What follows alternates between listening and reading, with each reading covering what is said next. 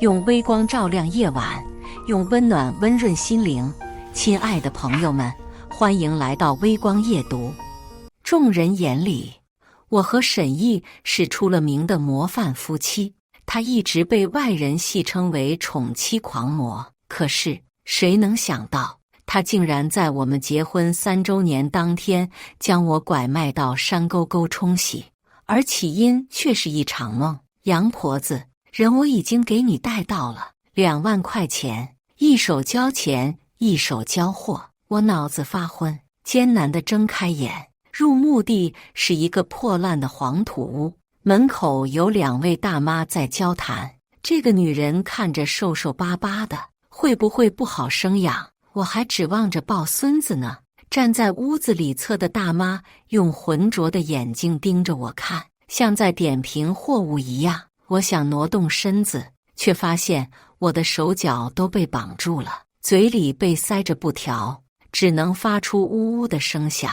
看到我醒了，那个身穿花衣服的大妈努努嘴：“你懂什么？现在城里的女人就爱这苗条的身材，你看她臀部大的，保管能给你生个大胖小子。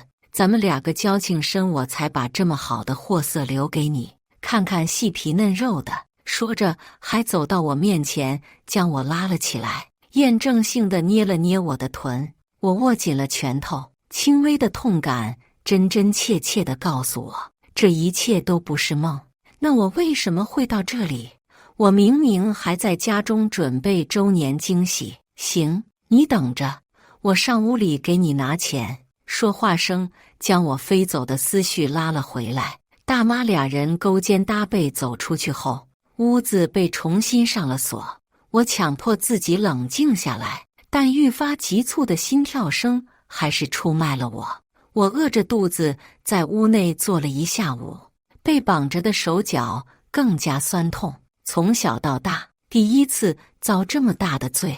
外面的天色彻底暗下来之后，老旧的木门终于从外头被推开。我告诉你，既然被卖到我们王村，你就别想着逃跑。花了老娘我2万块钱，赶紧起来把饭吃了。杨婆子刻薄的眼神在我身上去了又去，一边威胁着解开绑在我手上的绳子和堵在嘴里的布条，一边敷衍地将一碗白米粥端了过来。我看着发黑的碗和看不见米粒的汤水，心沉了又沉，试探性问道：“你们这是非法买卖人口，是犯法的。只要你们放了我，多少钱我都能给你。”哈哈！杨婆子像看傻子似的大笑起来，抱着胳膊：“你怕是不知道吧？是你家人把你卖到我们这穷乡僻岭的，上头交代了，绝对不能让你活着走出去。我奉劝你把心思歇一歇，不然连命都没。”我脸色发白，一阵阵的眩晕感让我有些恶心想吐。我的家人难道是沈毅？我强迫自己冷静下来。我是秦氏集团秦氏的女儿秦真真，你上网就可以查到。只要你把我放回去，多少钱我都会让我爸都会给你的。把我当猴耍呢？这年头要不是家里困难，谁能把好好一个女娃卖了，还装什么千金小姐？我呸！我杨婆子既然买了你，那你今后就是我家的人了，别动什么想逃出去的歪心思。只要你给我生个大胖孙子，我会好好待你的。不然……杨婆子使劲拍了拍我的脸，发黑的指甲掐得我生疼。儿子，这个女人是你的了，将她带去里屋。要是再大喊大叫的，就直接把舌头割了。一个男人走了进来，顶着满口黄牙，嘴角的口水都快滴到地上了。好呀好呀，打他打他！我看着对面歪着头流口水的男人，这竟然是个傻子。我被攥着身子拖了出去，他们用铁链将我和木架床锁在一起，我的活动范围变成的更小。当晚，杨婆子就速度安排我和他儿子洞房。儿子，记住我刚才跟你说的话了吗？记住了，妈妈。王波晃荡着手，歪着嘴答应。在杨婆子的注目礼下，他不顾我的挣扎，撕开了我的衣服，浓浓的汗臭味让我无法呼吸。他将我压在床上，支着一只手撩开我的贴在我额头上的碎发，傻呵呵地喊道：“娘，姐姐长得真好看，是俺见过最好看的人。”杨婆子啐了口水吐我身上。当然了，娘花了好多钱才给你找到这么好看的媳妇，保管能给你生个好看的大胖小子。接下来就按娘下午教你的做，嘿嘿，真香。王波乐呵呵地把脸凑到我脖子上，陶醉地吸了一口气，黏腻的唇贴过来，绝望感如潮水般向我涌来，密密麻麻地将我包裹在内。儿子，对，就这样。王波在杨婆子的指导下，成功跟我圆了房。天渐渐破晓，我却怎么也睡不着，身边的人呈大字形躺着，将我挤到了床边。我顶着草窝头，蜷缩在墙角，被毫不怜惜的对待，腿心处疼得完全合不拢。昨晚的噩梦给我留下深深的阴影，我开始怀疑，我还能逃离这个恶魔一般的地方吗？不，我不能放弃希望，我还要查明真相。如果真是沈毅将我卖到这鬼地方，那我一定不会放过他。王波翻了身，突然从床上蹬了起来，伸直双臂打了个懒腰。我下意识把自己更缩成一团。娘，我肚子饿了，要吃红薯。王波一眼也没看我，穿上拖鞋就往外跑。哎呦喂，娘的傻儿子哟，怎么没穿个外套再出来？着了凉可怎么办？外头传来杨婆子咋咋呼呼的声音，她招呼着王波去外间吃饭，便扭着身子往屋内走来，并未说话，只是重新捡起地上的铁链，将我双脚锁了起来，然后打开木柜，拿了一件外套。只要你安心给我生下孙子，我就会把你放开。说完便施施然走了。接下来的一段日子，我依旧被锁在屋内，每天杨婆子都会给我送饭，我开始表现得温顺，晚上也不再排斥王波的接近。我很清楚，只有养好身子，我才能寻找机会。我绝不能让自己一辈子待在这么个鬼地方。很快，机会来了。在我又一次将刚进口的饭吐出来之后，杨婆子喜滋滋地找来村子里的赤脚大夫，最终确定我怀了孕。杨婆子很高兴，天天念叨着谢天谢地，王家有后了。她不再强迫我和王波睡觉，我也短暂拥有了属于自己的时间和空间。随着我的肚子一天天大起来，杨婆子解开绑住我手脚的铁链，允许我在她视线范围内溜达。她吩咐王波每天看着我。就这样过了几个月，我成功生下了一名男婴。第二天醒来，我看到屋子里围了好几个人，身旁多了一个奶娃娃，瘦瘦小小，眨巴着眼睛在搓着自己的手。这是我的亲生孩子，我当然爱他，可他的确是我被强迫的产物。自从这个孩子出生之后，杨婆子对我的看管越来越松，可能是因为我乖顺的表现，也可能是因为她私心里觉得生下孩子后我已经认了命。有时候我会以陪孩子溜达的借口出去散步，借机摸清楚村子的布局和周边的环境。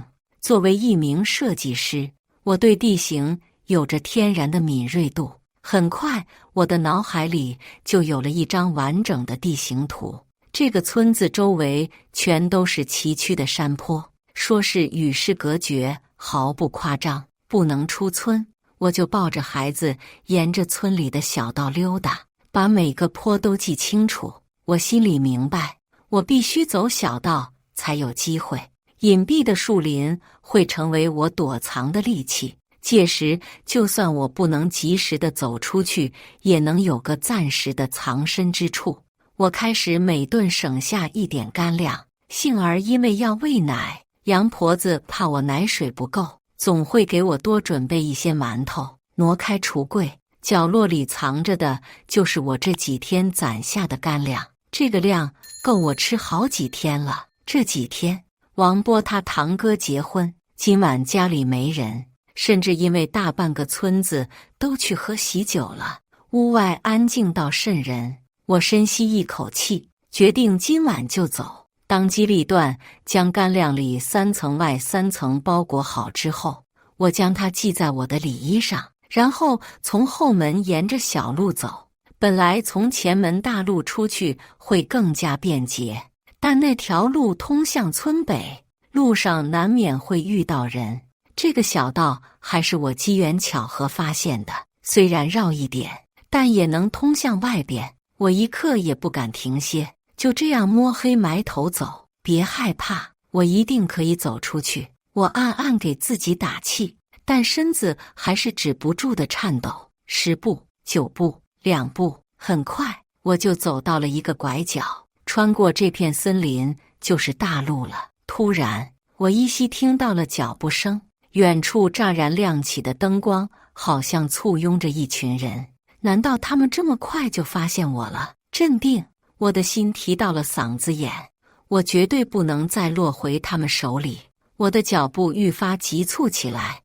突然，我被捂住嘴拉到一边。嘘，别出声，我是洛安支队的卧底杨潇，你是被王婆子拐卖来的，对吗？夜晚的森林光线非常暗，我看不清眼前人的模样，但我却不敢随意相信陌生人，就默然的不开口。这是我的警证，我真的是警官，你不用害怕。我们用了好几年追踪，发现拐卖犯王婆子的踪迹，一路跟过来才发现王村是个拐卖窝点，我就是奉命进来卧底的。村里有很多都是被拐卖来的年轻女孩。对面的人察觉到了我的不安，从口袋里掏出了他的警员证。我细细的端详，心放松了一半，轻声开口：你可以带我出去吗？我不能被抓住，不然。杨潇看我抖着肩膀，叹了一口气：你往山脚下走，那里有我接应的同伴，我去引开他们。记住，赶紧跑，别回头。好的，警官同志，你自己注意安全。我点点头，猫着身子莽劲往外跑，脚被荆棘刮伤了，也不敢停。所幸后面再没有人追上来，想来应该是被警官同志引开了。我一刻不敢停，终于在天破晓的时候看到了山脚。尽管想要不顾一切地冲过去，我还是谨慎地躲在旁边的草丛里，观察了一会，确信他们是人民警察。我跌跌撞撞地跑过去，还未开口就晕了过去。再次醒来，我躺在干净明亮的病房内。珍珍，你醒了，吓死妈了！我可怜的孩子，你是遭了多大的罪呀？一看我醒来，我妈连忙端来一杯温水。妈，一出口，我就被自己沙哑的声音吓到。那些拐卖犯真是杀千刀的，竟然把我女儿拐去山沟沟受这么大的罪。女儿啊，以后出门你可得小心一点。向来淡雅如菊的我妈义愤填膺地咒骂起来。女儿刚醒来，要好好休息，你别在她面前嘟囔。我爸走到我妈身后，抚慰似的拍拍她的肩膀，然后眼睛泛着泪花看我。珍珍啊，这段时间我和你妈担心受怕，万幸把你盼回来了。今后我们一家人再也不分开了。这1年来，因为我的事情，我爸妈都肉眼可见的憔悴了。妈，我有件重要的事情要跟你们讲。之前那个拐卖犯跟我说是我家人把我卖给他们的，并且嘱咐说不能让我活着走出村子。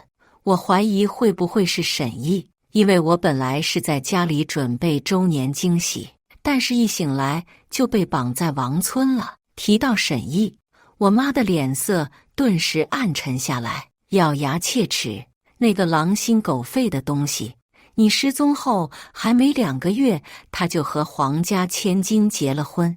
我和你爸气不过，上门找他要说法，他却说什么他只是让原本的故事回归正轨。还说他是这个世界的男主，黄家那丫头是这个世界的女主，你只是炮灰什么的，讲话毫无逻辑。现在看也是个不靠谱的，我心里一疙瘩。难道……等等，珍珍，你的意思是说，你这次失踪被拐不是意外，可能是沈毅精心谋划的阴谋？我爸不愧在商场上浸染多年，他一下子就反应过来，并且和我想到了一块。难怪你失踪后，他连表面功夫都不做，甚至短短时间内立马结婚。感情是他清楚你回不来了。闺女，这件事情交给你爸我，要是沈毅做的，我一定会让他付出惨重的代价。我爸脸色被气得铁青，叫嚣着要去和沈毅拼命。爸，我回来这件事，你先别走漏风声，我有办法查清楚。我的仇我要自己报。我知道，既然沈毅连表面功夫都不做，那他是完全不害怕我爸的报复的。相反，我不能让自家公司因为我自己一个人陷入困境。我在医院休养了10几天，警局那边传来了消息，杨潇警官卧底成功，将王村窝点一锅端了，解救了被拐卖少女20多人，参与拐卖交易的都被抓了起来，杨婆子和王波也难逃其难。我的孩子被抱了回来，错的是大人，小孩哪懂什么？我给他取名秦淮，接回了我爸妈家。小奶娃越长开越像我，我妈说跟我小时候简直一模一样。我爸我妈天天抱着他不撒手。病好后，我就开始打探有关沈毅的消息。短短1年，他的事业越做越好。与黄听兰结婚后，网上都是对他的一波好男人营销。我这个前妻早就被忘到九霄云外去了，你竟然能安全逃脱？呵，是我小瞧你了。咖啡店里，我手捧拿铁，对面的沈毅看到我只惊讶了几秒，随即淡定地开口。以前的沈毅从来不会以这样居高临下的语气跟我说话。你不是沈毅吧？呵呵，我当然是他，只不过是觉醒了的他。我是这个世界的主宰者，所有人都是为我服务。我没有错过他眸中一闪而过的癫狂。答案有些意料之外。既然你是这个世界的主角，这个世界因你而生，那你为什么还要这么恶毒，将我拐卖到山沟里？沈毅眼睛瞄向我，配角就是配角，连怎么死的都不知道。你不过就是个炮灰女配，和我结婚后在外面勾三搭四，在内做天做地，后面更是千方百计阻止我和听兰在一起。这一次我提前觉醒了，当然是直接把你解决了。只不过没想到你竟然还能从那个地方逃出来，我感觉到难以置信。原来我从未看清过他，你就因为这莫须有的事情，把一个活生生的人扔进山沟里。再说，自从我结婚以来，我恪守妻子本分，把家里收拾得妥妥当当，从未在外面乱来。你怎么能把你自己臆想的罪行安在我的头上？与我的激动愤怒相反，沈毅异常平静，冷笑着：宁可错杀100，不可放过一个。要怪只能怪你是个无关紧要的炮灰。现在所有人的命运都踏上了对的轨道，只要你好好认命，不来招惹我，我可是考虑放你一马。不然我保不齐这样的事情还会再发生一次。沈毅翘着二郎腿，似笑非笑地看着我，我心里一阵恶寒。怎么会有加害者说出这么冠冕堂皇的话？是，我只是衬托你们这些主角的绿叶，但你也别忘了，星星之火可以燎原。我的命不值钱，但你们主角的名声多值钱。我已经找到了拐卖犯的口供，就是你亲手把我交给他。你要是敢在私底下害我，我安排的人就会把这些都爆出来，我们鱼死网破。你敢？沈毅眯着眼，我看到他眼里已经藏不住的阴鸷。放心，只要你不犯我，我就不会爆出来。毕竟，我一个弱女子，总得给自己找一个保命符。我连个眼神都没给他，拿起包包就走。我知道，我得救的消息瞒不了沈毅多久，那我必须先下手为强，让他对我有所顾忌，不敢明面上再下黑手。我坚信，没有人是天生的主角。接下来，我在暗地里联合几家公司给沈毅使绊子，但是也不知为何，次次都被他化险为夷。甚至沈氏集团还有隐隐往上的趋势。我以为我做得天衣无缝，却没想到沈毅还是发现了其中有我的参与。他找上了门。秦真真，我又没有说过别来招惹我，不然你这条小命就不保。我被沈毅按在墙上，他死死掐住我的脖子，窒息感将我呛得脸色涨红，说不出话。有一瞬间，我感觉我就会被这样掐死。不过你也真可悲，处心积虑想搞垮我，却没想到让沈氏更上一层楼。我想，这大概就是主角光环。你就认命吧，你再怎么蹦跶，也不过是在为我做嫁衣。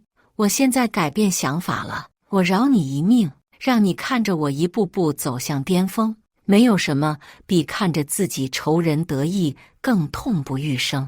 沈毅将我扔在地上，邪笑着看我疯狂咳嗽的狼狈样，撂下狠话，转身就走了。我猩红着眼，喉咙好像被哽住，发不出声音。今日之耻，来日我必定加倍奉还。经历过这一次失败，我知道硬碰硬我斗不过沈毅。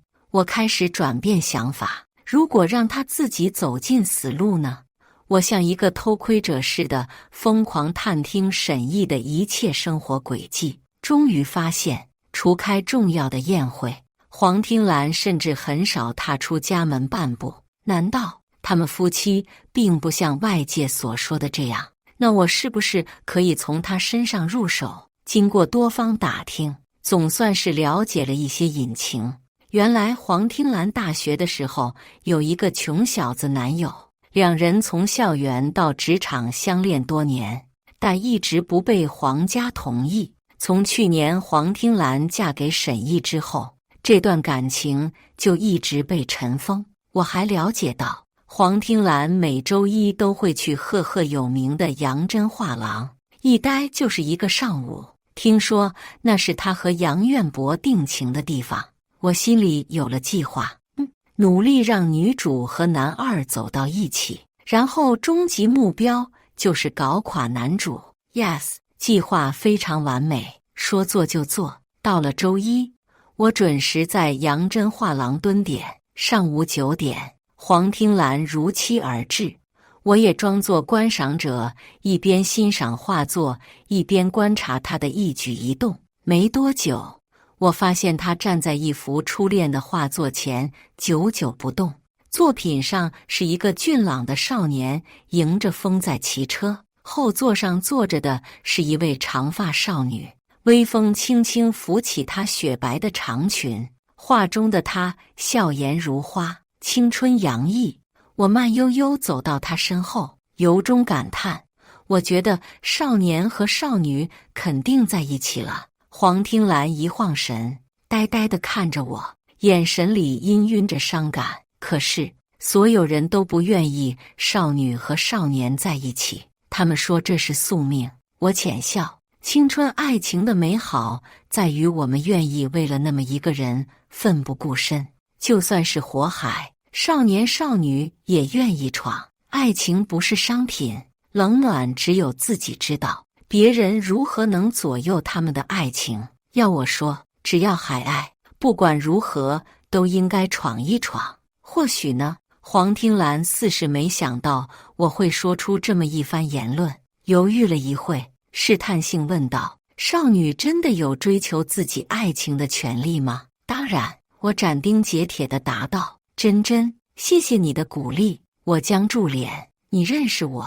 这段时间，我明显感觉到一直有人在暗中观察我。前几年见过你一面，刚刚你出现后，我就注意到你了。想来这段时间调查我的人应该也是你吧？我心里暗叹，女主果然是女主，像是开了上帝视觉一样。黄听兰一看我低垂着头，不管怎样，还是谢谢你点醒了我。你这段时间调查我，应该是因为沈毅吧？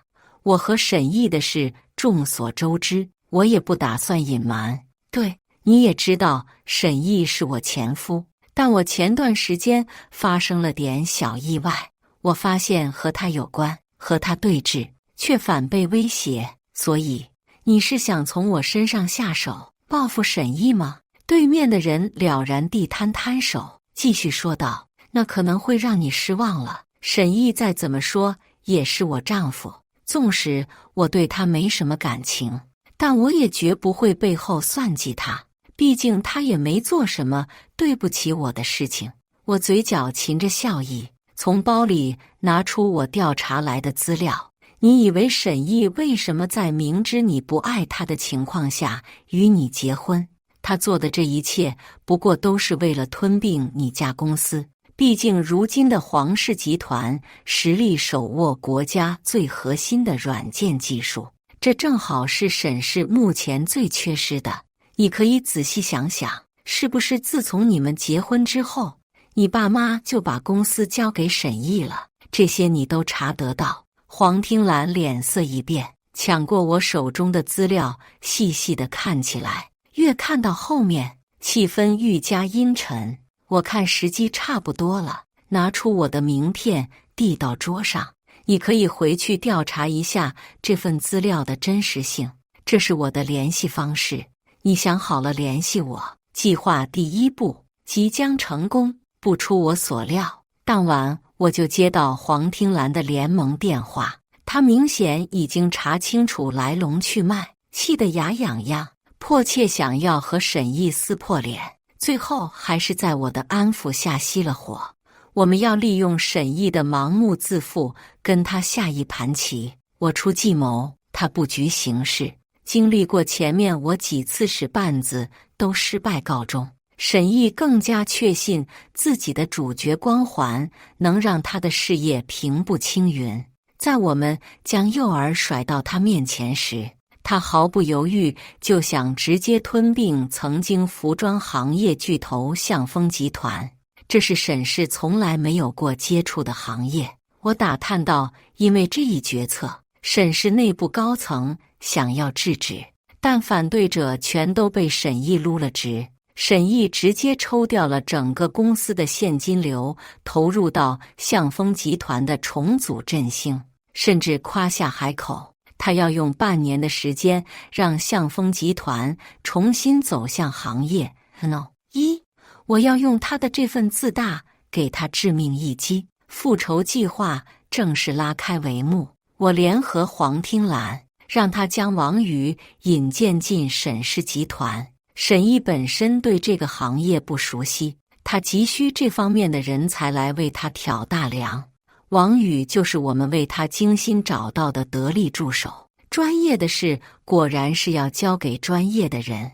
王宇一进去就完成了笔大订单，沈毅喜出望外，当场就任命他为分公司执行总监，全力接管向丰集团带来的服装业务板块。接下来的2个月，在王宇的带领下，沈氏推出了好几款新的联名产品。得益于前面的公关造势，新产品一经上市立马售空，沈氏集团一下子赚了之前1季度的销售额，尝到了甜头。沈毅当机立断，投入更多资金人力，要拿下雪奈项目。这是一个金额高达8位数的大项目，一旦成功，沈氏就算是正式在服装行业站稳脚跟。但同样的，一旦失败，前期投入的资金不但打了水漂，向丰集团的原来业务一旦不能与沈氏发展融合，那之前的并购也会宣布失败。我抓准的就是沈毅的赌徒心理，他以为他是这个世界的主角，就做什么都能成功。但我赌人定胜天，提前得到消息，知道沈毅今天会亲自出席雪纳项目的开幕式。我借着新东家爱兰集团的名号，成功进入发布会现场。雪纳公司为了在倒闭之前狠狠地捞上一笔，果然是下了血本，几乎将所有圈内大佬都宴请了过来，整个布置也是富丽堂皇。要不是私家侦探调查出他旗下的很多分公司已经资不抵债，我恐怕都会傻乎乎地上了这个贼船。秦真真，是我小看你了，没想到你竟然能进爱兰集团，怎么还想跟我竞争这个项目？上次给你的教训还不够吗？得，果然冤家路窄。我座位旁边坐着的竟然是沈毅，一看到我，他就得意地开口嘲讽。我理了理裙摆，然后目视着他开口。商人逐利，我想沈先生应该是明白的。这么大的一个项目，我想不只是我们公司，在座的应该也都想分一杯羹。毕竟大家都是服装圈的，怎么也不可能将这么大一块蛋糕拱手让人。我们哪能跟沈总您竞争？不瞒你说，我们这次来其实就是想长长见识。目前圈内人谁不知道您看上了这个项目？以目前沈氏的实力，我们哪有格？感受到我和沈毅之间剑拔弩张的气氛，坐在我右侧的杨总恭维的开口，对着沈毅就是一顿吹捧。也是，我可听说他家公司最近搭上了沈氏，这次也想着拿下项目后，沈毅吃米，他喝点汤。见我脸色淡淡，更是想表现自己。我听说秦小姐自从和沈总离婚以后，就处处与他作对，前段时间还联合了外面的人给沈氏使绊子，这次的项目恐怕也是。我翻了个白眼，并不想理会这个狗腿子，谁知我的漠然更是让杨总以为我心虚了，放大音量，要我说呀，最毒妇人心，这找老婆也是，你对他再掏心掏肺，离了婚他就巴不得你下地狱，在别人面前抹黑你。我说沈总，你也真是可怜，圈内谁不知道你就是个10佳老公，结果被前妻这样拐着弯针对，也就是你有情有义，要是我直接撕破脸得了。周围的人从我刚落座就伸直了耳朵想听八卦，这会子已经开始窃窃私语。我刚想出声对回去，却被沈毅抢了先。我知道和真真离婚这事我做得不够地道，性格不合，其实本来我忍忍就行。他小孩子脾气，也是我工作忙，顾不上和他多沟通，我们2个人才走到这个地步。他心里有气怨我都成，我一个大男人的，不应该和弱女子一般计较。沈总，你可真是好男人的坦率大气。是啊，有这种老公就是上辈子修来的福气，还有什么不满意的？秦小姐，要我说你这是不地道。虽然离了婚，但大家夫妻一场，你也没必要反过来害人家。在座的大家都是人精，虽然心里都知道沈毅在离婚没2月就2婚了，但碍于他表面功夫做得好，再加上背后有沈氏集团和皇家支撑，大家都不敢得罪。我当时就成了他们群嘲的对象。站在我后面的助理小王想替我鸣不平，被我眼神示意，明眼人都能看出来，这群人只是想趁机拍沈毅马屁，他们哪在乎真相是什么？我轻笑着拢了拢身上披着的西装，开口：婚姻如何？夫妻2个冷暖自知，沈总将这事拿到明面上讲，本身就不绅士。再说，我秦真真虽不是什么大佬，但靠自己也衣食无忧，不会说离了前夫要死要活。但是呀，我这个人睚眦必报，要是有人暗算我，那我肯定会讨回公道。我可小心眼了，你们想要试试吗？看着众人瞬间噤了声，他们终于想起来了，虽然离了沈毅，但我背后还有秦氏集团，怎么也轮不到他们来说教我。周围陷入了诡异的寂静，有的人拿着手机，有的人拿着酒杯去旁边桌交际，怕被修罗场殃及池鱼，去山沟沟体验了一场，愈发牙尖嘴利呀。也是，明面上奈何不了我，你也就嘴上能逞逞威风。听说你还把和那傻子的野种带回来了，这亲生父亲是个傻子，你也不怕生出来的孩子是个小傻子？要我说，是不是你骨子里贱，被强奸生出来的孩子也要？怎么不掐死算了？不愧夫妻一场。沈毅很懂得怎么激怒我。沈毅，我劝你积积口德，索性我也没什么牵挂。你再侮辱我的孩子，我不介意和你鱼死网破。我眼里迸发着恨意，就这么死死盯着沈毅。许是见识过我的疯狂，也不把我放在眼里。沈毅没再开口讽刺我，只是放下狠话：雪奈项目今晚我一定会拿下，你休想跟我争。说完便被旁边的人拉出去交际。我带着助理换了个位置清静，我怕再看着沈毅那张脸，我就想起当初在王村的遭遇，我就更想掐死他。20分钟之后，项目竞标会准时开始。我按照计划参与了项目竞标。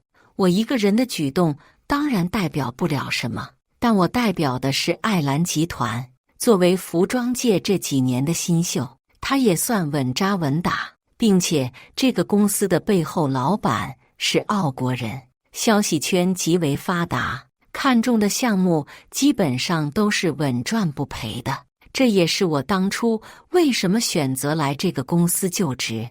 我装作焦虑地打电话，这下子沈毅更加确信这个项目的利润空间，硬生生多让出2000万的利润，拿下了雪奈项目。看到令我满意的结果，我就提前带着助理溜出了会场。沈毅还以为我是落败而逃。沈毅这个人虽然自大，但对自家公司还是很上心。自从接下雪奈项目后，他让王宇带头，花重金招了一批国外知名设计师，连夜赶制新产品，整个公司都进入了连抽转。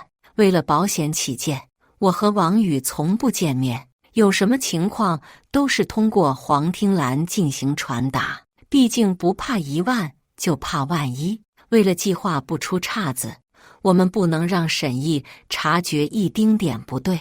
昨天王宇回皇室的时候跟我讲了，雪奈那边好像开始有问题了，交了好几批货过去，但那边货款一直没打过来。这会子沈毅已经起疑心了。杨真画廊内，黄听兰跟我介绍沈氏目前的情况，皱着眉，有些担心。我理顺垂在脸颊边的碎发，气定神闲。沈毅担心也没用，他都投入这么多资金和人力，一旦中断，损失更大，还不如一条道走到黑。这样，我要是没猜错的话，沈毅这几天会去菩提寺抽签。你让王宇私底下找个人，然后这样说。这个离奇的说法，沈毅能信？还什么世界的主角？黄听兰还以为我有什么法子，没想到是让安排个算命的。你放心吧，我对沈毅还是很了解的，他极度迷信，你只要记得就按我说的话，他就一定会信。咱们等着看好戏就成，行吧？那就试试，看我一脸自信。黄听兰勉强答应，但他本来还想着沈毅应该也不会上菩提寺求签，结果没想到2天后就打脸了。还好王宇靠谱，事先联系了人。真真，你也太牛了！沈毅竟然信了这个托词。我听王宇说，沈毅甚至把公司其他项目停了，抽掉了所有资金投入雪纳项目的运行，这能让他亏得血本无归吧？电话那头的人显然已经被这个好消息砸晕了，语无伦次，甚是激动。接下来咱们无需再动手，就等着最后的结果吧。沈毅的自负果然没有辜负我的期望，一切正按照我预料之中的进行。由于雪纳公司那边的一拖再拖，沈毅只能一次次咬牙投入一笔笔钱。1个月后，雪纳公司彻底暴雷清算，雪纳项目彻底失败，而沈氏所有现金流全部被套住。一时间，整个董事会群起而攻之，而我也收获了意外之喜。沈毅仗着自己的主角光环，赚了一笔笔钱，他开始动了歪心思，暗地里偷税漏税。特别是今年，因为项目投资多，变本加厉，好几年积攒下来，竟然偷税漏税高达10亿。我看着这一摞子证据，真是皇天不负有心人呀！借着沈毅这段时间因为资金流忙得焦头烂额，我安排人匿名举报了沈氏。一时间，本来就在风口浪尖的沈毅被迫进行审计检查。在铁证面前，沈毅百口莫辩。这个时候，他想到了皇家，想要先从皇室挪动资金，先填补了偷税的亏空。哪成想，黄听兰已经将沈毅这1年来吞并皇室的证据拿到了自己爸妈面前。黄父在知晓了沈毅做的所有事后，气急败坏，当即拒绝了为他填窟窿的请求，并强制黄听兰和沈毅离了婚。沈毅因为补不上资金，公司被封了，人也被暂时拘禁。我心松了一半，但还是有些担心。只有沈毅没有彻底进监狱，我就担心他会翻身。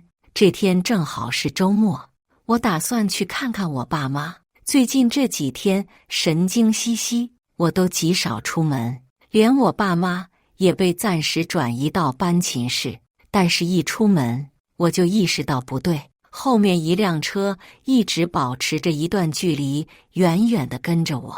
为了验证我的猜想，我特意拐了一个弯，结果他还是不紧不慢地跟我保持着距离。我冒出了一身冷汗，立刻给黄听兰打了电话，并报了警。我早就猜到沈毅可能不会善罢甘休，所以提前跟黄听兰通了气。我现在在天府大桥中段，后面有一辆车跟着我，我怀疑是沈毅，他已经疯了，什么事都做得出来。一会我会尽力避免事故伤害，你尽快带人赶到这边，咱们趁机人赃并获，送他牢里一生蹲。黄听兰紧张地安抚我：好，我这就带人过来，你坚持住。正在我挂断电话思考如何甩掉跟车的时候，后面那辆车好像发疯一样向我撞了过来。我使劲打了个弯，尽量用副驾位去迎接它的冲击力，但是巨大的冲击力还是让我脑子一阵眩晕。我趴在方向盘上，额头被碎掉的玻璃划了一个个口子。我努力地晃了晃脑袋，不行，我不能晕。我死死地盯着对面的黑色轿车，我看到驾驶座上的门开了，却下来一个陌生的面孔，不是沈毅。我强撑着意识，拿起手机开了视频，将它藏在车里看不见的暗处，然后装作昏死过去的样子。沈总，这个女人好像昏死过去了。这个司机显然没干过这事，有些胆小，站在门外看着昏死过去的我，战战兢兢地对着电话那头说道。我闭着眼睛，努力听清外头的说话声。放火吗？我有点害怕，他好像还没死。我听到电话那边传来怒骂声。放个火有什么害怕的？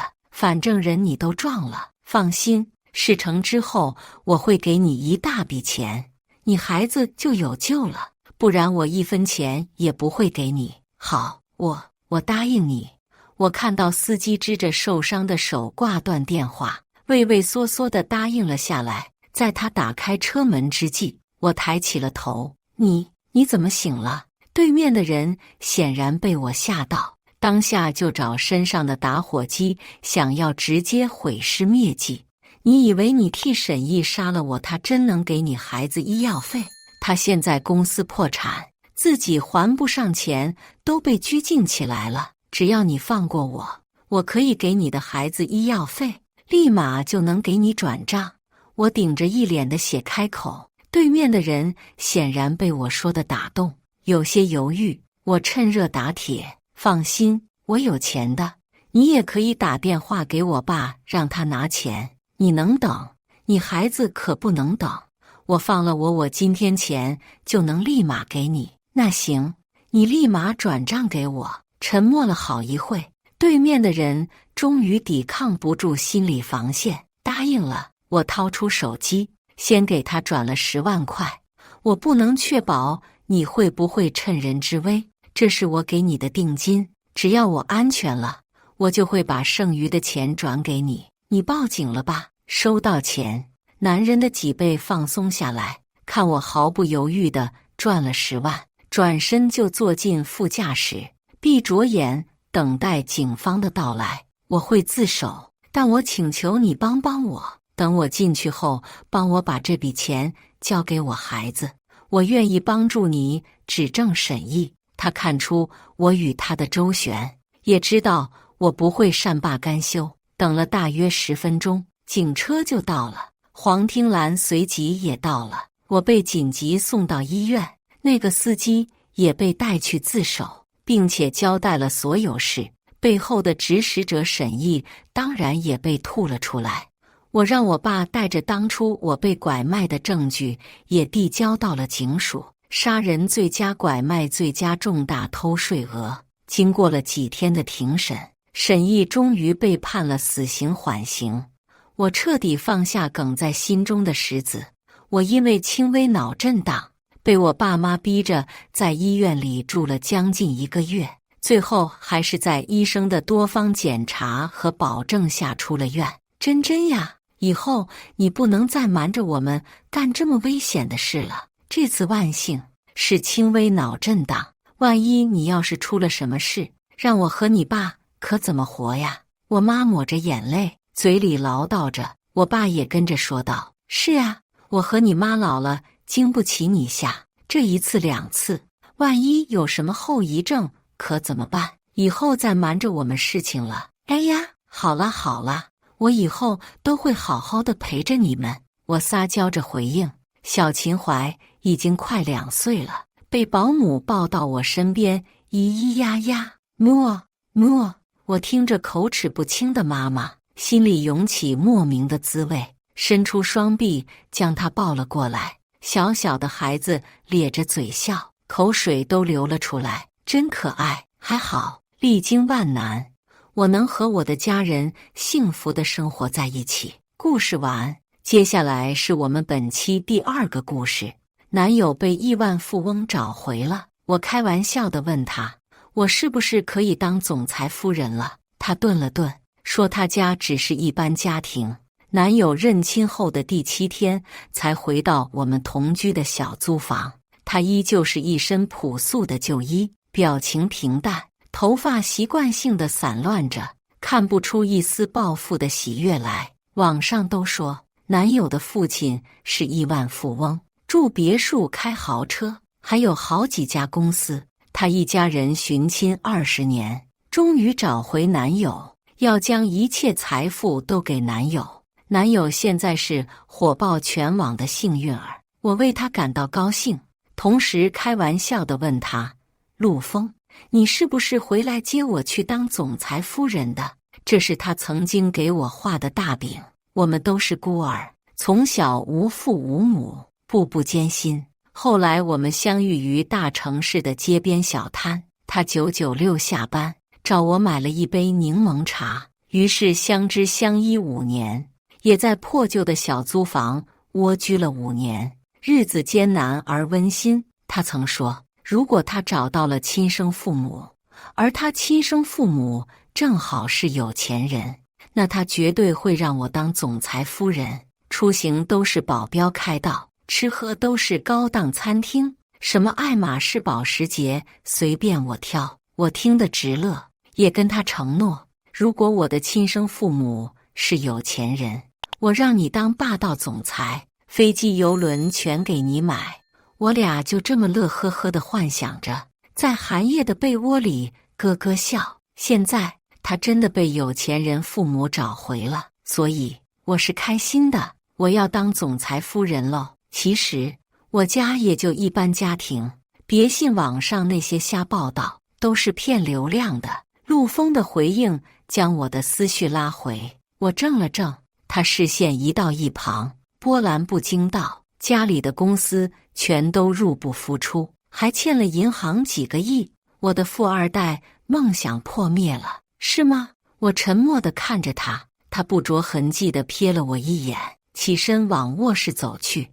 我明天还得回去一趟，先收拾一点衣服。那还回来吗？我问他，他顿了顿，背对着我叹气，看情况吧，我想多陪陪父母，毕竟才重逢。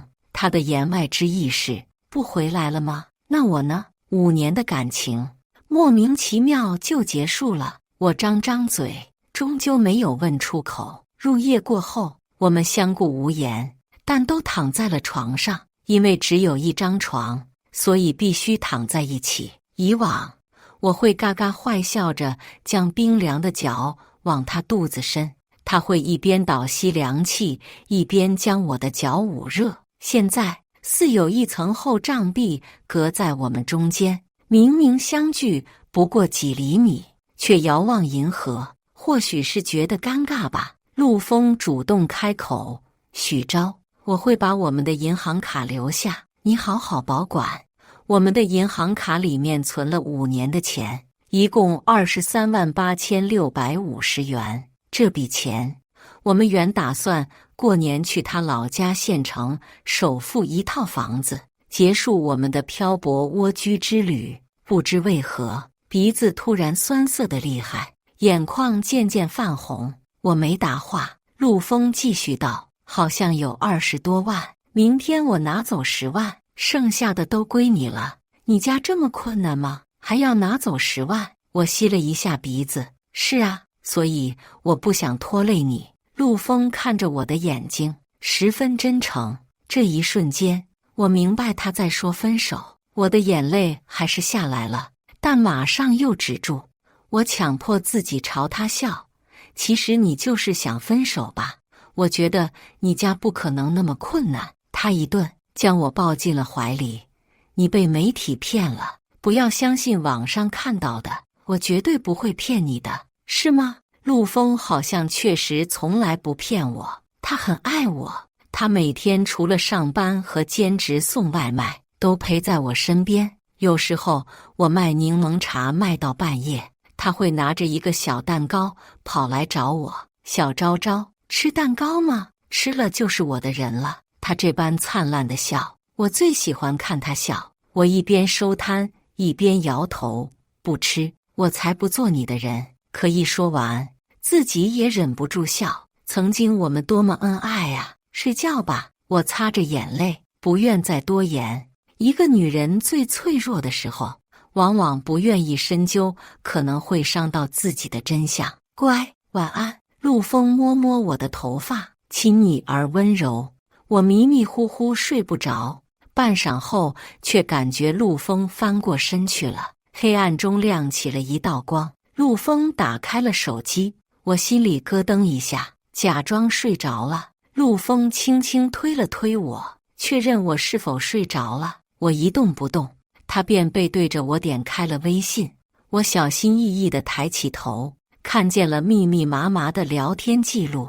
他跟一个备注名为贪吃猫的人聊天，聊了不知道多少句了。在他认亲的7天里，恐怕早就聊了几千句吧。最后一句是他发的：我现在身家过亿了，你愿意回到我身边吗？我如遭雷击，几乎止不住的颤抖。真相果然是一把快刀，他将我的心彻底粉碎。男友就是在骗我，他身家过亿了，他是总裁了，他可以让我当总裁夫人的，但是他在问另外一个女生愿不愿意当他的总裁夫人。女生没有答复，一直没有答复，所以陆枫盯着聊天框斟酌着。他太投入了，以至于忽略了我的存在，连我身体的颤抖都没发现。最终，陆枫再次发信息：你在顾虑许昭吗？我跟他已经不是同一个世界的人了，明天过后，我跟他永远不会见面了。对面秒回：真的，你现在是全网红人，要抛弃许昭，我这个第三者岂不是会被骂死？我们开心幸福就好，何必理会那些言论？况且许昭蠢得要死，我骗他和平分手，他只会哭着回老家，翻不起什么风浪的。我的牙关也开始颤抖，伤心化作了愤怒。我蠢得要死，所以你这样玩弄我吗？好吧，其实我也一直喜欢你，大学那会儿就想答应你了，但我家里人要求男方要在本地有房，我很为难。没关系，我爸帮我买了一栋别墅，我们搬进去住。陆枫一向平静的脸上有了掩饰不住的兴奋，那是专属于男人金榜题名、洞房花烛的畅快和愉悦。我知道对面那个女生是谁了，是陆枫大学时代的白月光，也是本地的土著，家境相当不错，完全碾压了我这个小县城来的孤儿。陆枫曾经跟我提起过，这位白月光名叫赵静。提起他的时候，陆枫很冷淡，似乎彻底放下了。可谁能想到，他还保留着赵静的联系方式。发达后第一个联系的也是赵静。果然，男人都是忘不掉白月光的。我开始擦眼泪，一滴都不愿意流了。这般动作终于惊动了陆枫，他惊慌扭头，像见到鬼了一样看我。我坐起来，打开灯，用纸巾擦鼻涕。陆枫僵在当场，脸色一阵红一阵白，片刻后才问：许昭，你都看见了？看见了。我自嘲地点了点头。陆枫脸色又是一阵变幻，似尴尬似恼怒，接着起身：是我对不起你，既然你都知道了，我也不说什么了。陆枫穿衣服，不再多发一言。他真是很典型的男人，将心虚化作了恼羞成怒，又将恼羞成怒化作了无所谓。情绪转变不过短短2秒，不解释一下吗？我盯着他，像盯着一个恶心的垃圾。我从未用这种眼神看过他，他的无所谓便又化作了恼羞成怒，冷脸呵斥我：解释什么？人往高处走，水往低处流。我好不容易来到了山巅，你要我回臭水沟吗？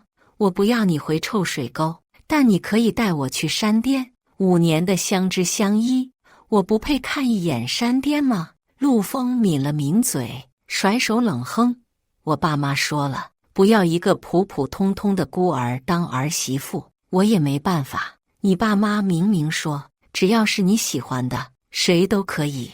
这是网上的采访。陆枫更加恼羞成怒，一脚踢在衣柜上：够了，你不就是想攀金枝，想要钱吗？拜金女！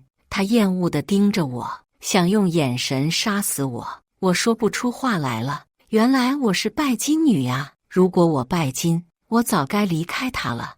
我甚至可以坐上追求者的宝马，将他丢在小电车上。我也可以答应房东的撮合，嫁给他有3间商铺的侄子。可是我都没有理会，我甚至没告诉过陆枫，怕他生气，说不出话来了。被我拆穿心思了吧？陆枫占据了上风，再无心虚。我讥笑：到底是谁的心思被拆穿了？你自己明白。他一听，暴怒地指了指门外：闭嘴！我本想给你一个体面的结尾，你非要闹，既然闹，那就滚吧。别忘了，这房子是我租的。我裹着旧大衣，戴着厚厚的帽子，走出了租房。房门砰的一声关上，巨大的噪音让人耳膜刺痛。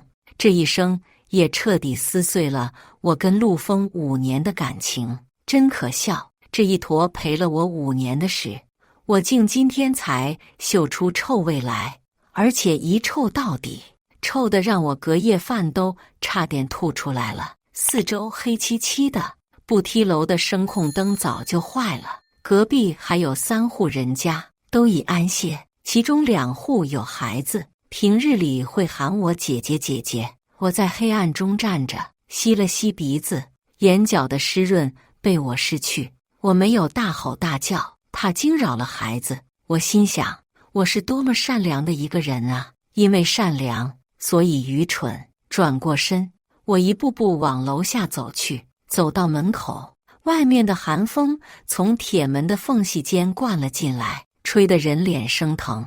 我推开门走出去，走2步又回头，不是太冷了，而是忘了东西。在楼梯底的杂物区，有我的柠檬茶摊，由一辆小推车和10几个瓶瓶罐罐组成。这是我的宝贝，我推着它们，重新走入了风中。我习惯性地往东江边走去，那里有夜市，是我经常去的地方。夏天的时候，我可以在那里待到天亮才收摊。到了东江夜市，我后知后觉，这大冷天的，我来这里做什么呢？在原地杵了一会儿，一辆大货车突然停在旁边，司机探出头来：“老妹，有热的饮料吗？”我摇头，没有。他失望地缩回头要走，但马上又探出头来朝我招手：“老妹儿，过来过来。”我茫然地过去，他盯着我看，然后掏出一张寻人启事瞅了半晌：“老妹儿，你右眼角这痣是不是从小就有？”我点头。他又问：“你老家哪里的？”“茂县。”“卧槽！”司机一激灵，几乎是跳下来的。他凑近看我，将那张寻人启事递给我：“老妹，你看，这个老板寻女儿，就是茂县走失的，右眼角有痣。”我有点迷茫，也没有心思看寻人启事。司机兴冲冲解释：“你看了最近那个陆丰的事吗？他一伙，很多大老板都寻亲了。这个大老板身家不知道多少百亿，据说是我们杭城首富呢。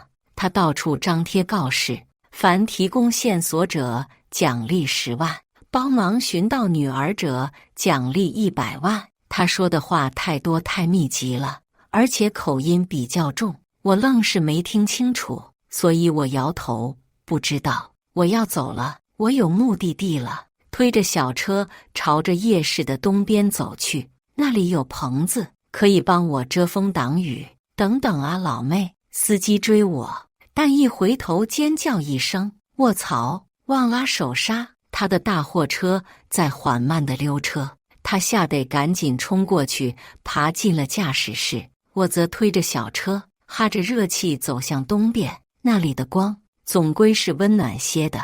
我在公用的棚子里迷迷糊糊睡了一晚，睡得全身发寒，手脚冰凉，脖子痛得厉害。附近来了一些早起的摊贩，大多是卖早餐的，包子的香味在勾引人的鼻翼。一个阿婶发现我缩在棚子里的椅子上，吓了一跳：“姑娘，你没事吧？大冷天的躺这里干什么？”她估计把我当流浪汉了。我说没事，歇一会儿。阿婶摇摇头，给了我2个包子。我狼吞虎咽起来，终于感觉身体暖了一些。这一丝温暖让我意识到自己有多愚蠢。这么冷的天，我在街头露宿，万一气温骤降或者下雪，对我的身体会造成多大的伤害呀！冻死都有可能。万一真冻死了，那我就蠢到家了。为了一个渣男，把自己冻死了。阿婶，我帮你卖包子吧。我哈了口气，打起了精神。我这种徘徊在社会边缘的女孩是必须坚强的。一坨5年的屎，既然嗅出臭来了，那就丢掉吧。早上人流量大，阿婶卖包子忙得很，有人帮忙是最好的。我帮阿婶卖到了10点，暖洋洋的太阳照在我泛红的脸上，有一种新生的朝气。阿婶给了我50块报酬，说她小本生意，让我别嫌少。我自然不会嫌弃，推着我的小车去进了点货，盘算着今晚收摊后一定要住个有暖气的旅馆。我身上还有几百块钱的，想到钱，我又恨自己蠢。我跟陆丰的共同存款有20多万，我昨晚只顾着伤心愤怒，愣是忘了这茬，必须找他要回来，里面至少有一半是我的。我推着小车回租房去，结果人去楼空，连门锁都换了。我怒气冲冲拍门，愣是无人回应。陆丰不会拿着我的钱跑了吧？真恶心！我大骂一声，过往5年的感情成了恶臭的淤泥，让我回想一下都反胃。一转身，一个衣着时尚、化着淡妆的精致女人正在楼梯台阶上昂头看我。她挎着一个 LV 包包，厚厚的大衣都透出明亮的鲜艳来。反观我，朴素的像村里的老黄牛。你是许昭？女人面带微笑，看起来很客气。我点了点头，她便径直上前来，从包包里取出了一张银行卡。我一眼认出，这是我的银行卡。那么，这个女人无疑就是赵静了。我从没见过她，现在一见，感叹她不愧是大城市的土著，真精致。许昭小姐，陆丰把事情都跟我说了，他太冲动了，竟然把你赶出租房。赵静并不自我介绍，她眼中的讥笑一闪而逝，随后自顾自地继续说：“我骂了他，同时将这张卡带回来还给你，里面的钱他分文未取。”赵静嘴角勾起了一抹轻笑：“陆丰这5年的存款，就当是给你的补偿了，你收好吧，回老家好好生活，不要在这里受苦受累了。”他很轻巧直白地安排着一切，我感受到他身上有一股与生俱来的优越。他明明站在楼梯低处，却仿佛居高临下地俯视着我一般，用近乎怜悯的口吻，热心地安排着我的去处。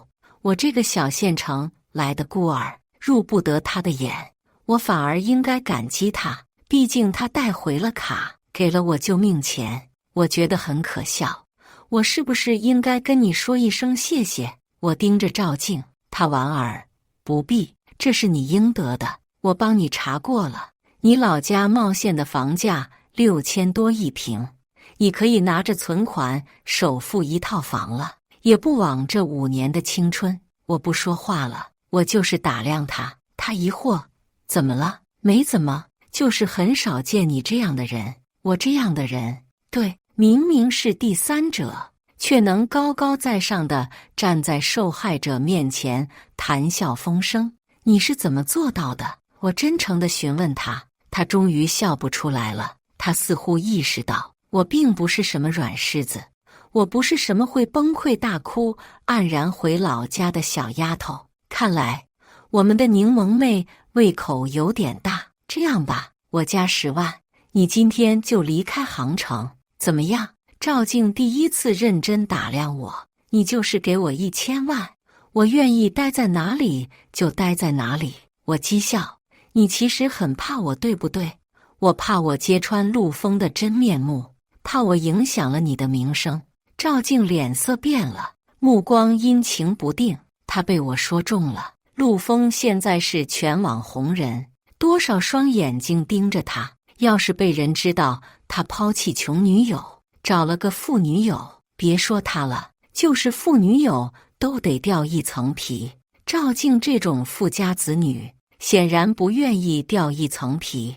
陆丰还真是一点都不了解你，你并不是个蠢货。赵静再次开口，夸我呢？谢谢，我当然不是蠢货，只是以前太爱陆丰，以致盲目罢了。不用谢。我该谢谢你，你帮我省了10万。赵静恢复了平静，露出了玩味的笑。许昭，你是不是觉得自己特硬气？你觉得自己能拿捏我？不等我回答，他自顾笑了起来，说实在的，你归根到底还是个蠢货。你这种没见过什么世面的底层女性，也就只能打嘴仗过过瘾了。你想表达什么？我想表达的是，我没有耐心劝你了，我不愿意好声好气了，我只给你一个最后期限，天黑之前，你必须离开杭城，我以后不想再见到你。他伸了个懒腰。对了，自从高中毕业后，我好多年没有霸凌别人了，这种感觉还蛮怀念的。他不是黑社会，也不是流氓太妹，他只是发自内心的傲慢、优越，以及延伸他那颗霸凌的种子。赵静下达了最后通牒，挎着包包优雅地走了。门外一辆奔驰 S 等着他，他上车扬长而去。我没有理会，跑去银行查看了卡里的余额，238650元。我松了口气，钱果然都在，这是我5年的心血啊，是我活下去的依仗。我又推着小车回到了东江边，占了一个有利的位置后，我去附近饭馆饱餐了一顿，然后坐在江边等待夜晚人流量大起来的时候。夜幕降临，可以卖柠檬茶了。天气依旧冷得可怕，因此摊档要少许多，很多年轻人不愿意出来顶着寒风摆摊了。我竞争压力不大，反而能多卖几杯柠檬茶，热茶还是很好卖的，一直卖到了凌晨1点半，所有货卖得一干二净。我喜不自禁，数了钱收摊，准备去旅馆里洗热水澡了。一抬头，忽地来了5个骑着机车的男人，他们嚷嚷着买柠檬茶，让我快坐。我说没有了，他们勃然大怒：你他妈耍我们吗？你卖柠檬茶的，没有柠檬茶。我吓了一跳，突然想起赵静的最后通牒，不等多想，一个男人一脚踹我车上，晦气玩意儿，没有货还出来摆摊。我的车本就小巧，车上还没货了，被男人一脚踹中，直接踹翻了。我猝不及防，被车子砸到了膝盖，痛得我一屁股坐倒在地。不远处的摊主们见状，惊疑不定，到底有没有柠檬茶？哥们可死了！另一个男人逼近，头盔下的眼睛幽深锐利，救命！我大喊起来。男人震怒，一巴掌抽我脸上。老子买东西，你叫什么叫？贱货找死！这贱货瞧不起我们，不给我们做柠檬茶。戴着手套的男人取出了一根棒球棍，一棒砸在我的罐子上，10几个瓶瓶罐罐碎了一地。瞧不起我们就别出来卖东西，下次再让我们看见，弄死你！一个长发男将我从地上拖了起来，给老子滚出杭城，不然哥几个把你给轮了！我浑身发寒，嘴唇哆嗦。我摆摊多年，遇到过不少坏事，也曾经被无赖打过，但从未如此害怕过。这5个机车男宛如5头恶魔，让我感到窒息。听懂了吗？不滚出杭城，我们把你轮了！带头的机车男恶狠狠给了我一巴掌，我的血瞬间就溢了出来，两眼发黑，嘴里全是血腥味。几人这才满意，丢下我轰鸣而去。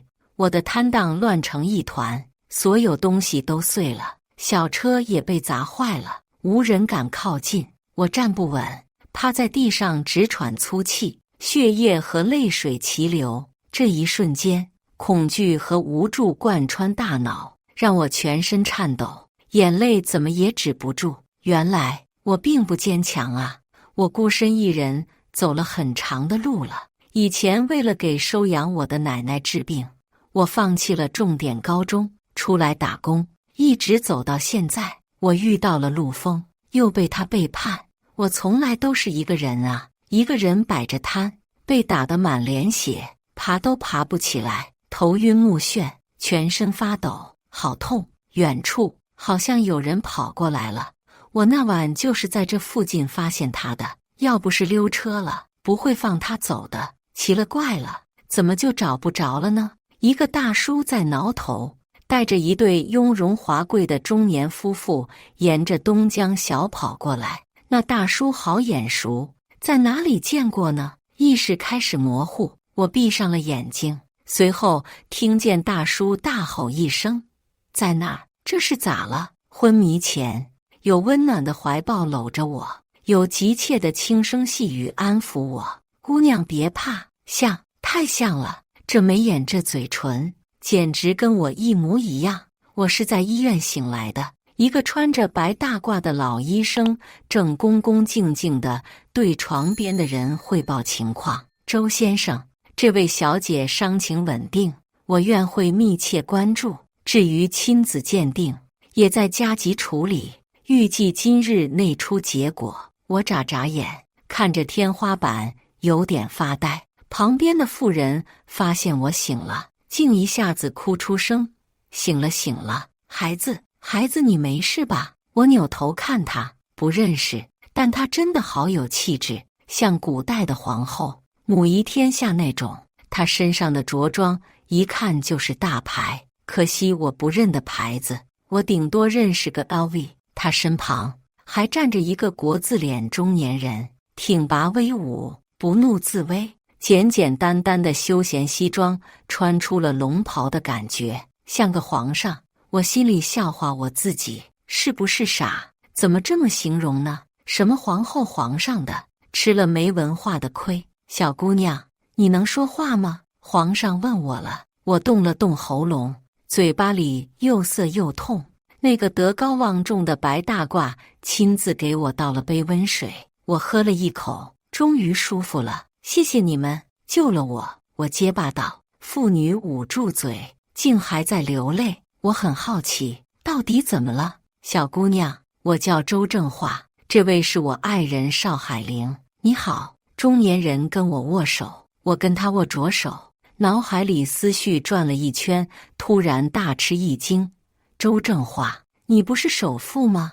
传说中的杭城首富周正化，我这个外来人都知道，毕竟周正化太出名了，就我平日里摆摊的那条街都是他的。哈哈，你认识我呀？周正化笑了一声，握着我的手不肯放开，目光也一直在我脸上流转。我有点尴尬了。邵海玲赶紧打开周正化的手，亲昵地拍我肩膀：“孩子，不要怕，老周高兴坏了，所以一直看你。”为什么高兴？我一问，他们还没回答。一个医生急匆匆进来，手里拿着一份鉴定单。老医生一把夺过看了两眼，惊喜道：“周先生，她果然是你女儿。”老医生一句话，让周正化夫妇双双失态。邵海玲嚎啕大哭，紧紧抱住我。周正化激动得发抖，转过身去擦泪。我也回过神来了，一时间呆住了。我是首富的女儿。我突然想起了货车司机，昨晚救我的大叔，就是他吧？哦，原来如此。我继续呆滞着，不知道该做什么反应，只是胸膛里有一股沉寂许多年的酸涩在酝酿，20多年的苦楚在一瞬间酝酿成型，眼泪便不知不觉下来了。我也有爸爸妈妈了，不知是苦涩还是委屈。我选择转过身去，不愿面对父母，他们惊慌失措，像个做错了事的孩子。女儿，妈妈，妈妈终于找到你了。邵海玲哭成了泪人，想我转过头去看看。周正化好不容易稳住了情绪，却不知道该说什么，他只能打电话。电话打通，他杀气十足地询问：“找到打我女儿的人了吗？”周先生，那群年轻人很谨慎，连夜开摩托去外地了。我看是有预谋的作案，我们会逮住他们的。对面答话：“好，给我查清楚，我要知道是谁害我女儿。”我听明白了，周正化在帮我抓那5个机车男，他们的幕后主使其实是赵静吧？我张嘴想说话，周正化却先开口：“女儿，爸不善言辞，也知道要你马上接受我们不可能，你先好好休息，等你出院了，我为你举办洗尘宴，请全城有头有脸的人来为你祝贺。”邵海玲也插话：“女儿，你歇着吧，有什么需求直接跟妈妈说，妈妈什么都答应你。”他们完全不提我被打的事，也不问我具体情况，估计是担心我害怕，我就又这么躺下了。虽然尚未适应，但巨大的喜悦包围着我，我终于不是一个人了，真好。我住院的第2天，基本能走能跳了，就是嘴巴痛，主要的伤就是嘴巴和脸。我嫌病房里闷，索性出去走走，一路走到楼下的过道，迎面而来2个熟悉的人，陆枫和赵静，他俩手里还提着包装精美的礼物，一看就是值钱货。我愣了一下，眉头紧皱，心里既厌恶又愤怒。陆枫也看见了我，同样一愣，接着看向赵静。赵静目光闪烁，假意关心地朝我道：“许昭，你生病了，你下手挺重的，我得躺几天。”我没什么表情，只是满眼厌恶。赵静见我说开了，怪模怪样的掩嘴笑：“不好意思喽，许昭，那几个人是我的车友，我也就跟他们提了一嘴，他们非要去教训你。哎，真是太过分了，嘻嘻。”他有恃无恐，压根不把我放在眼里。行了，老婆，没必要跟他废话，我们还有正事要办。陆枫拉着赵静离开，他自始至终都不愿多看我一眼。急什么？周正化寻到女儿了，不是谣言吗？你爸说是真的就是真的呀。赵静还想羞辱我，不肯走。陆枫解释，我爸的生意就是背靠周总起来的，周总绝对寻回女儿了，我爸不会错。我们来打探一下，看看能不能结识周总的女儿。好吧，走走走。赵静只得离开。我看着他们的背影，嘴角冷笑。陆枫，你挺会人情世故的呀，以前我怎么没发现呢？我突然觉得陆枫这坨屎不仅臭不可闻，还可以任由我践踏了，就是容易脏了我的鞋。恶心人！我继续散心。傍晚时看见陆枫和赵静无功而返，他俩打探了半天，什么都没打探出来，绝对是谣言。周正化可是首富，要是寻回女儿了，新闻早报道了。赵静皱紧眉头，抱怨连连。陆枫跟他说明厉害，老婆不要急，我现在的身份跟周总女儿的身份是一样的，大家都是丢失多年的孩子，这一层身份要是利用好，我们家跟周家绝对天然亲近，益处多多，说不定还可以一起上媒体接受采访，甚至一起直播。陆枫兴奋起来，我们家虽说资产过亿，但跟周家比起来不值一提，人家可是首富。你想想，要是我们攀上了首富的金枝，这得多。他突然不说了，因为发现了我。许昭，你还真是阴魂不散啊。他冷脸扫我。赵静也呵斥，你还在这里，是不是没钱治病，在这里等死？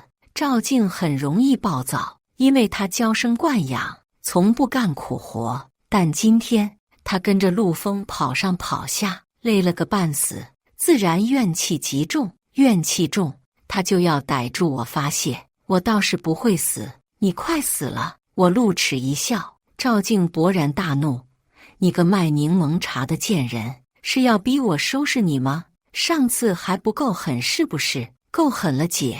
我嗤笑，别再来了。其实你抢走陆枫，我一点都不在乎，毕竟他只是一坨屎，我留在身边直犯恶心。但是你不该砸我的摊子，还将我打进医院，你这种黑社会性质的行为是要蹲大牢的。噗，蹲大牢！哈哈哈！他扑哧笑出声，用一种很怜悯的眼神看我。许昭，你这种人真是悲哀，社会底层的穷人总寄希望于法律，试试呗，快去报警吧。我没说要报警啊，毕竟我有更好玩的手段收拾你。我也笑，感觉大小姐收拾人就是这么坏坏的。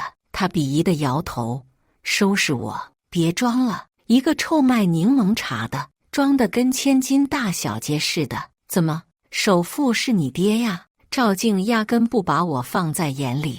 我只是个社会底层的穷人。陆枫不耐烦开口：许昭，我知道你心里有怨，但我们没空搭理你。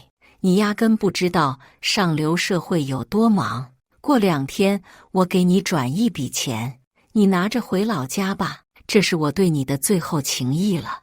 你要是再敢纠缠不休，别怪我不念旧情。陆枫变了，他变得很厉了。身家过亿后，他根本不屑好声好气地说话了。说白了，暴发户本质。我轻轻摇头。陆枫拉着赵静离开，哪里还愿意多跟我废话。我回到病房，邵海玲正好来了，她提着一盅鸡汤，满脸母爱的宠溺，要喂我喝。女儿，这是妈妈熬了一个早上的，妈妈喂你喝。我有点难为情，但还是喝了。她心满意足，眼神都没有离开过我。女儿，多喝点，快点好，等你出院了，爸妈为你举办洗尘宴，邀请全城有头有脸的人为你庆贺。邵海玲也提起了洗尘宴。我询问：那个，你知道陆枫吗？他家会受邀吗？陆枫啊，本名陆清丽，走丢了姓氏倒是没变，他爸名叫陆全，早年跟我们家关系不错，生意往来密切。虽说现在陆全已经属于我们家的边缘合作伙伴了，但还是会邀请他的。邵海玲笑着：再说了，陆枫跟你一样，都是曾经流落在外的苦孩子，邀请他一家来参加你的洗尘宴，也是好事一桩。也就是说，我还会跟陆枫见面的。陆枫8成会带上赵静的。事情开始变得有趣了呢。我出院那天，爸妈早早来迎接了我，被接去了周家的豪宅。这个豪宅的整体构造是中式园林布局，里面有庭院，有假山，有竹林，还有鳞次栉比的类似宫廷一样的屋子。我都看傻了，这就是首富的家吗？穷人一辈子都不可能想象出来，也不可能触碰到里面的一片瓦一捧泉。我之前在抖音上看到过，有个博主拥有一整个景区，里面的建筑、景点全是他的家。他把景区当卧室，游客买票进景点，其实就是进他家参观。我震惊了好几天，现在我又得震惊好几天了。富豪的人生简直不可思议。女儿，这就是你的家了，你先歇息一下，今晚去参加洗尘宴，在星月湾湖畔酒店举行。邵海玲拉着我的手，笑容满面。周正化停留了片刻就离开了，他要去准备洗尘宴的事。我在园林里逛了一个白天，竟然还没逛完，太多漂亮的地方了，一个竹林秋千就能让我荡半天。入夜过后，邵海玲接我出发，我坐在后排，看着头上的星空顶，一度感觉不真实。这车真漂亮。到了目的地后，我不由自主地拘谨了起来，因为这个星月湾湖畔酒店实在太奢华了，简直跟皇宫一样。一进大门，我就感觉在呼吸金钱的味道，里面的每一块砖都价值连城。往来的服务员个个帅气漂亮，放在外面都能当网红了。反观我，平平无奇，我难免紧张。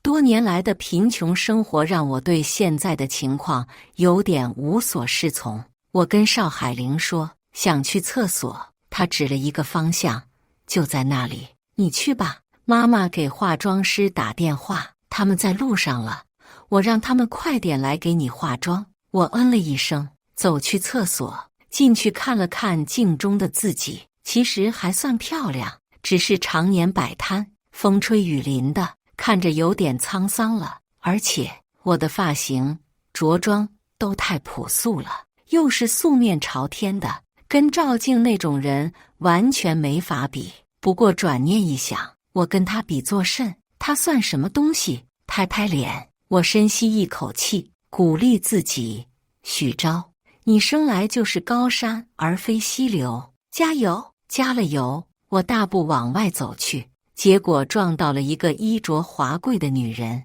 定睛一看，赵静，她一袭红色礼服，盘着头发，戴着好几样漂亮的首饰，着实让人眼前一亮。我没猜错，陆枫果然带她来了，否则以她的背景，压根没资格参加我的洗尘宴。许昭真晦气！赵静一脸厌恶，赶紧拍了拍自己的红裙，生怕被我弄脏了。我也拍自己的衣服，嫌脏。她更加厌恶，肆意嘲讽：许昭，你跑来这里做什么？当保洁是不是？不摆摊了？你要是乐意，可以来这里当保洁，我给你月薪8000，我相当大方。赵静气笑了：好好好，阴魂不散的柠檬妹，我真是佩服你，当保洁都当到湖畔酒店来了，有点本事啊。说着，他朝后面喊了一声：陆枫，你前女友来找你了。陆枫走近一看，眉头紧蹙，脸色冰冷：许昭，你到底想干什么？在医院纠缠我们，现在还来这里纠缠我们。我已经说了，会给你一笔钱的，你自作多情了。是你们一直在纠缠我，我可没说错。他们去医院试图找到我，来这里也是参加我的洗尘宴，可不就是他们纠缠我吗？闭嘴！我不管你来这里干什么，立刻给我滚！今天的宴席事关重大，不是你能来的。陆枫呵斥，一把抓住了我的手臂，要将我拖走。我要是滚了，这个宴席也就散了。我冷哼。赵静瞬间爆笑：你说什么？哈哈哈！这臭保洁疯了，笑死我了！妈呀，高贵的保洁，难道你是首富的千金吗？我点头。陆枫也爆笑，然后更加用力地拽我：你真是疯了，给我滚出去！我抬手就是一巴掌，啪的一声，陆枫愣住了，难以置信地捂着自己的脸。赵静也愣住了，眼珠子瞪得大大的。我揉了揉手臂：陆枫，你可没有资格碰我，注意你的脏手！你……陆枫脸色铁青，但硬生生忍住了，因为这个宴席容不得他放肆。他甚至不敢大声骂我。赵静怒极了，但也强迫自己冷静。他拉着陆枫离开：我们走，不要跟这个社会底层的疯子计较，他就是想激怒我们，让我们一起被赶出去。你可真是个大聪明。2个大聪明离开了，我白赚了一巴掌，心情愉悦。原来打人这么爽，尤其是打渣男，太爽了。回到邵海玲身边，她诧异地看我：乖女，不紧张了？原来她早就看出我紧张了。我笑着摇头：不紧张了。我突然意识到，我今天是独一无二的主角，每个人都是来恭贺我的，我为什么要在他们面前紧张？说得对，来化妆去。今晚我女儿是全场最美的。我们去了独立化妆间，足足7个化妆师忙里忙外，把我当星空来点缀。我一辈子都没见过那么多化妆品、礼服、高跟鞋。8点半的时候，我终于点缀完了。镜中的人光彩照人，高挑纤细，整个脸蛋白嫩细致，一双满是老茧的手也重归青葱。这就是化妆术的神奇之处啊！至于礼服、高跟鞋，我一窍不通，只觉得真漂亮，穿起来像个白天鹅一样。小姐底子太好了，我们化妆只是锦上添花。化妆师恭维。邵海玲乐呵呵点头：好好好，不愧是我女儿。这时周正化来了，他终于忙完了，见到我后，他愣住了，半晌才迟疑道：这是我女儿，不是你女儿是谁？邵海玲打了他一下，他哈哈大笑：漂亮漂亮，幽宁，你太漂亮了。我一怔：幽宁，这是你的本名？周幽宁。幽宁出自《诗经》，寓意一生温柔安静、善良美好，无坎坷之事，安宁幸福。周正化解释，有些感慨，好听，我很喜欢。如果我没有走丢，理应一生安宁幸福，温柔美好。当然，从现在开始，我亦幽宁。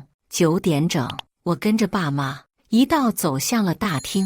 这里宴席盛大，人流密集，杭城上流社会有头有脸的人都来了。伴随着司仪慷慨激昂的话语，我跟随爸妈出现在万众瞩目的舞台上。大厅热浪翻涌，人人鼓掌，爸妈都发表了讲话，一度哽咽。我最后清清嗓子，落落大方地表达了对大家的感谢。喜晨宴就正式开始了，大家推杯换盏，吃喝言笑，一个又一个人上前来向我表达问候和祝贺。一些出了名的大人物还问我有没有男朋友，惹得周正化翻白眼。幽宁还小，谈什么男朋友？哈哈！大厅里充满了快活的空气，我也笑，心里有股暖流在激荡。这就是亲情啊！后来，一些恭恭敬敬的小老总也过来敬酒了，爸妈同样客客气气。我扫视了一下，看见了陆枫，他举着酒杯，正在仔细打量我，一脸惊疑。他身旁，赵静挽着他的手，也在看我，同样疑惑不已。显然，他俩都觉得我眼熟，甚至声音都耳熟，但他们不敢确定我就是许昭，因为这太离谱了，像做梦一样离谱。在他们身前，还有一对夫妇，是陆泉夫妇，他们在网上很火的。轮到他们后，陆泉热情洋溢地跟周正化打招呼：“周总，好久不见了，恭喜你寻回爱女。”周正化拍拍他肩膀：“陆泉，也恭喜你了，寻回了爱子。这位就是你儿子陆枫吧？”周正化打量陆枫，陆枫不由站直了，紧张地笑：“周总好。”周正化笑笑，扫了一眼赵静，赵静立刻自我介绍：“周总，我是陆枫的女朋友赵静，我爸是长江银行的经理，有办过您分公司的业务。”好。周正化保持着客气，我在一旁微笑。陆枫和赵静都不由盯着我看，对视一眼后，双双敬酒：“幽宁小姐，恭喜你回到父母身边。”我不说话。陆枫跟赵静再次对视，有点不安，还是陆泉开口：“幽宁小姐，我儿子陆枫跟你经历很像，可怜天下父母心啊，真不知道还有多少孩子在外流浪。对，我最近打算成立一个慈善基金会，专门帮助大家寻找丢失的亲人，不知幽宁小姐有什么见解？”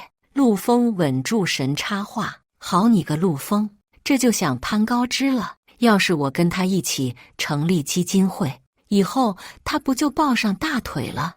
我爸妈都不着痕迹地皱了一下眉头，但没说什么，只是看我。赵静也看我，恭维道：“幽宁小姐，我深知失去亲人的痛苦，陆枫曾经就很痛苦，我一直陪在他身边，陪他寻找亲生父母，如今终于如愿，但我们不会停下脚步，我们要帮助更多的人，这就是你当第三者的理由。”我突然开口，赵静瞳孔一缩，哑了，仿佛个嘎嘎叫的鸭子被突然掐住了喉咙。陆枫激烈一抖，全身僵住了。这一刻，他们终于确认了，我就是许昭。附近围观的众人也愣住了，我爸妈诧异地看我，不太明白我的话是什么意思。陆泉茫然看我，又看赵静，赵静满头大汗，手脚发颤：“真是你？不可能，不可能啊！”他喃喃自语，惊得倒退了好几步。“许昭，你……”陆枫喉咙灌了铅一样，嘴唇不断地蠕动，屁话说不出两个。我优雅笑着：“怎么了？不继续聊慈善基金会了吗？其实我很感兴趣，也愿意投入资金，大家一起为走失儿童回家助力。”这话是真心的，但陆枫和赵静已经吓破了胆，抖如筛糠。陆泉终于意识到不对劲，沉声道：“许昭，那个前女友。陆枫，你前女友是幽宁小姐。他震惊地看向陆枫，陆枫慌乱失措，嘴唇哆嗦不停。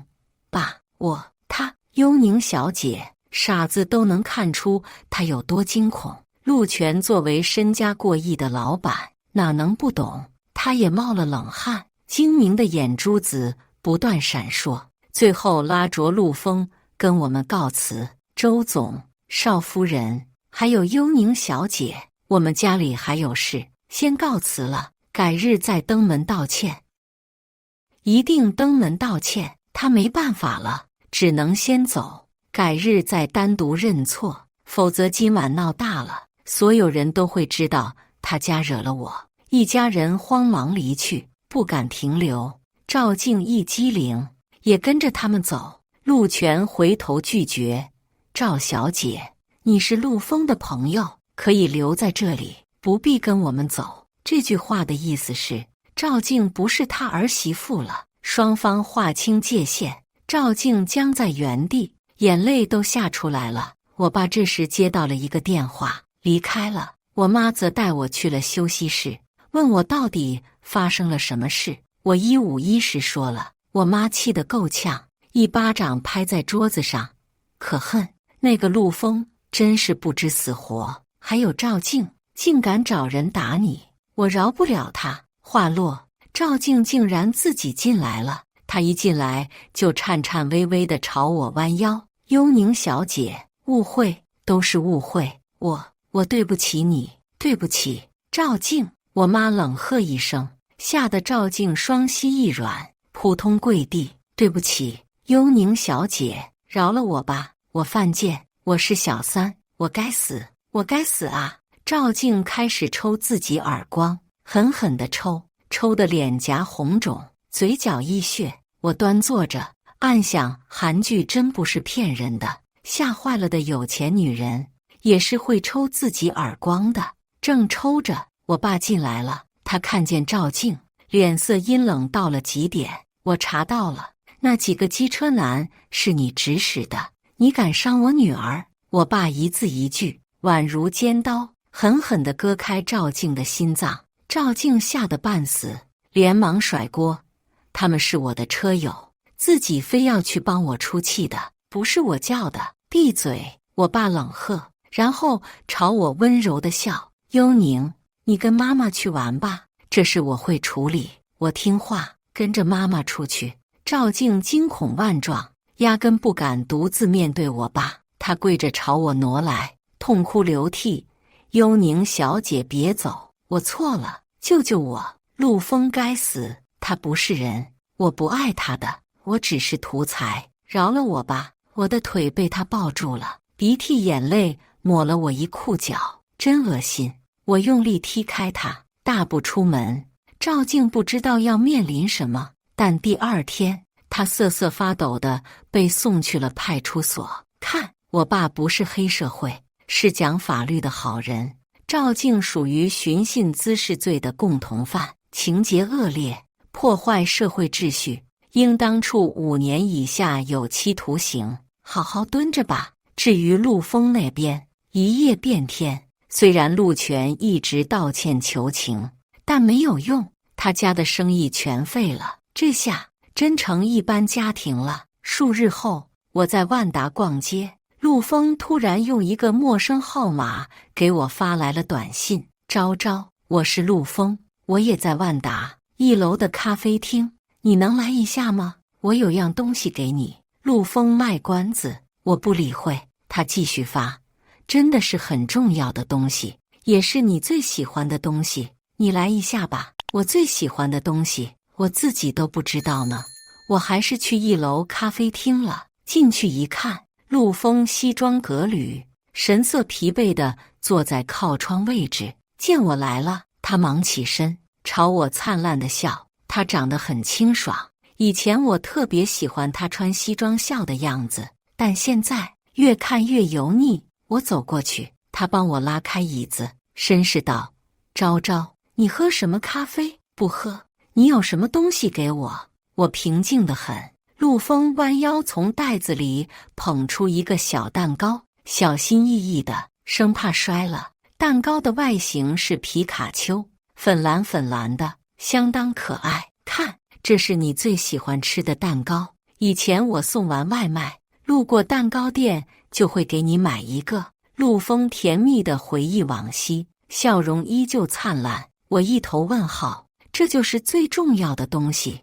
你们这种男人的脑构造到底是怎样的？我有点生理不适，尤其是看他灿烂地笑着。你一直笑什么？能不能把你的大门牙合上？好好，对不起。陆枫不敢笑了，干巴巴地抿着嘴。